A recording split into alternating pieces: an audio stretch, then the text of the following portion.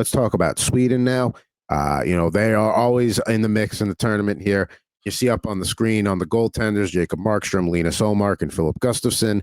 On the blue line there, Jonas Brodin at the bottom there with Erik Karlsson, Matthias Ekholm, Gustav Forsling, Rasmus Dahlin, Rasmus Andersson, and Victor Hedman. And then the forward group there, and again, these are just tentative. I'm playing around with line combinations, how I would line them up at least to start. But Forsberg, Eriksson Ek, and Nylander, Zibanejad, Bratt, and Lucas Raymond, Elias Lindholm, Elias Pettersson, and Adrian Kempe, and then Leo Carlson, William Carlson, and Victor Arvidsson, and Gustav Nyquist there. So taking a look at the Sweden roster, some of the potential snubs there that I've seen, nothing that you can really make too strong of an argument for, because a lot of these players are well-rounded guys that can score and play 200 feet games. Ricard Raquel, I feel like the game's kind of passed him by, but he's somebody that could absolutely maybe have Victor Arvidsson spot potentially. Fabian Zetterlund and William Eklund from the Sharks were two names I saw thrown out there. William Eklund is an assist machine right now. He's got 18 on the season. I think next time around he makes Sweden. I don't know about that. Fabian Zetterlund, a little bit more of an all-around player, so maybe you can make a slight argument for him because he has a physical presence too. But both of those guys, I think, make the next team, but not this time around. And then on the blue line, Hampus Lindholm. I'm sure you're just jonesing to talk about Erik Karlsson's placement on this team. Does he still have a spot here, or is he kind of like the game's passed him by, or is he still good enough to at least make this roster one more time?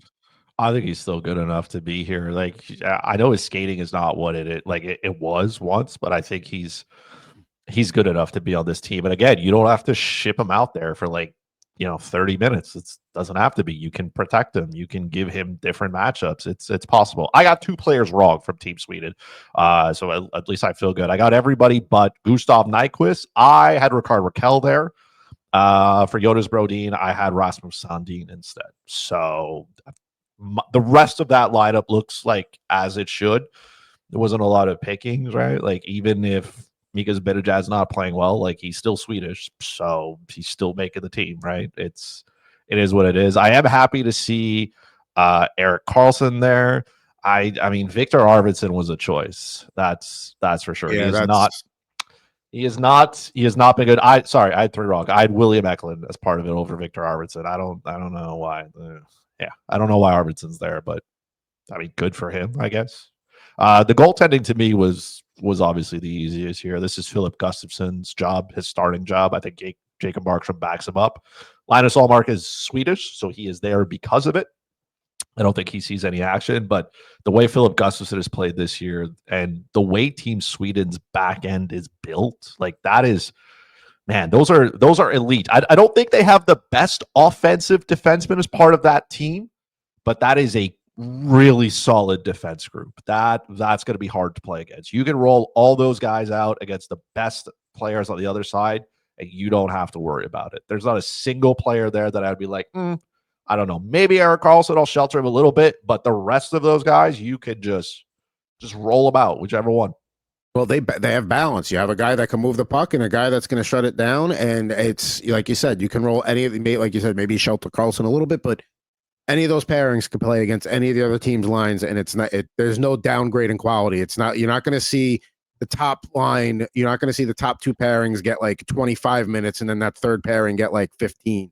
No, it's going to be a lot. It's going to be closer across the board. And that's going to help in a short tournament there. Absolutely. You could play Victor Hedman and Rasmus Dahlin together. Those guys could contribute as much offensively as they can play defensively. You could play exactly with Matthias Ekholm with Erik Karlsson. You want to shelter him a little bit. Matthias Ekholm was great defensively. He plays with Bouchard, right?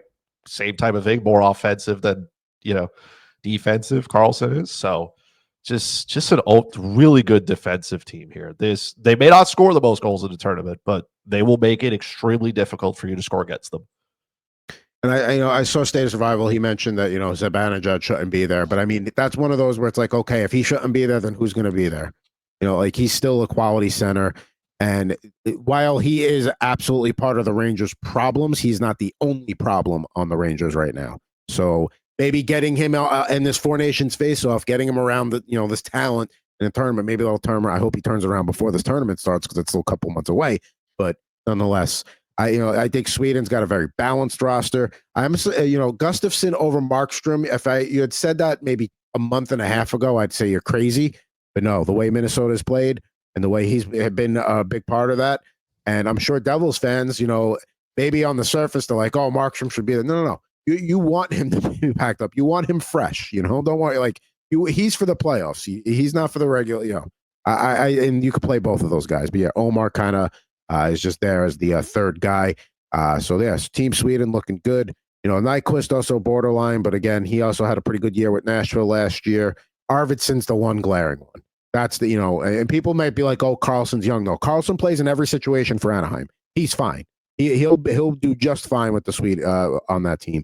Arvidsson's the one that should probably be out. Whether you put Raquel, Eklund there, either or. Yeah. Again, this is a solid team. I know like some people think this is a battle between Canada and the United States. Because you look at this lineup, this like don't discredit the Swedes, man. They're right there. They're right at the door. They may not score the most goals in this tournament, but they are going to be exceptionally hard to play against. Absolutely. Yeah, they are not going to be an easy out. There's not going to be an easy win against them. And they also can beat anybody in the tournament. That's what the Swedish teams always do. They're always, they're always in the medal stand in the international terms. So almost always up at the podium. Now Finland also in the mix here. They're the fourth team here in the Four Nations face-off. Let's look at you got UC Saros, Kevin Lankinen, who has absolutely played his way onto the team, and then UPL there as the third goalie, but it's going to be Saros and Lankinen there. On the blue line, Miro Heiskanen, Asa Lindell, of course, from the Stars. And this might be, Nico Mikkola, Rasmus Ristolainen, Juuso Välimäki, Olli Mata, and then Hakanpää from Toronto, basically filling out the mix there. Also going to be a tough blue line to play against. And then you look up front, of course, Sasha Barkov, Mikko Rantanen, Arturi Lehkonen is quite the top line. Patrick Laine, Sebastian Aho, and Anton Lundell. Then you have Rupe Hintz, Luosterainen, and Teravainen. And then Eric Howler, Mikael Granlund, Joel Armia, and Capo Kakko. Maybe I have a little bias there against Kakko, having him as the 13th man. But I think, Armia as a fourth-line center, not center, but a fourth-line player there has his value. When you look at the Finland roster here, going to be a tough team to play against, but how do we feel about them versus the other three teams? They're definitely one step below. Like you can look at this team and say, "Hey, man, they're good, but they're going to struggle at times against like powerhouse teams." I don't think their goaltending is elite by any means. I think UC Saros is probably his job. UPL will back up that defense, like that defensive group. There's nobody there that really stands out. Again, very good defensive though.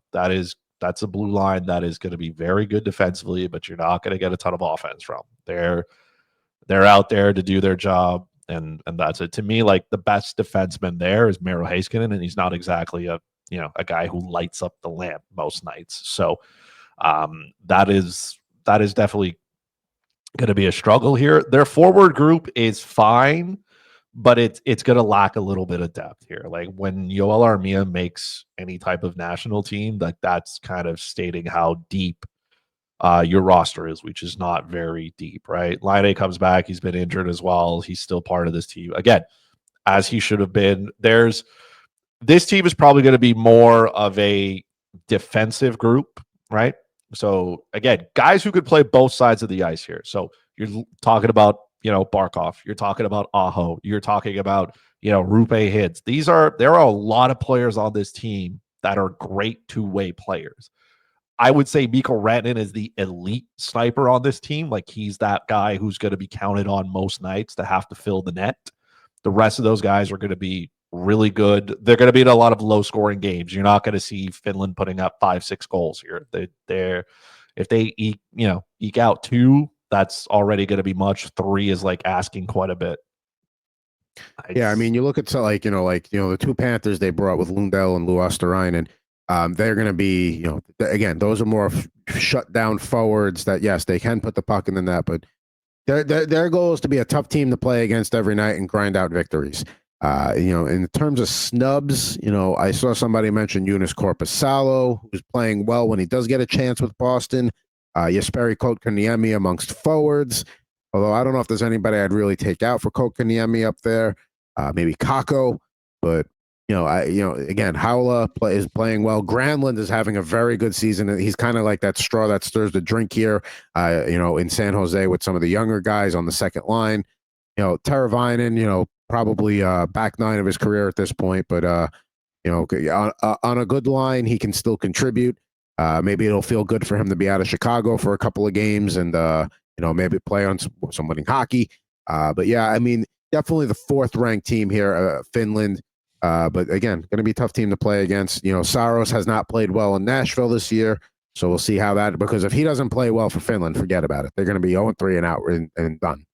Like this is a good team, but I could see them losing all 3 games in the tournament. All 3 games, losing them close though. This is they're good, man. That center group is really good. These are guys who could shut down the opponent's, best players. But I just don't think they have. I don't think they have enough firepower in that lineup to keep up with, let's say, the Americans or keep up with the Canadians, even the Swedes. I just don't think there's enough there. So I expect them to lose all 3 games and again, not get blown out. It's not like they're going to lose 6-1 or something. There's not enough gas here. It's a good roster, but stacked against the other 3, they definitely got the deck stacked against them a little bit. Our buddy Ant Rivera, our line mate, checking in. I'm here in spirit, fellas. Keep up the great work. Subway to Shea, new episode coming out in about an hour from now, a little over from an hour now. So get your Mets hot stove and MLB hot stove there. I hope you don't get Soto. I hope he stays in the Bronx. That's what I'm hoping for there.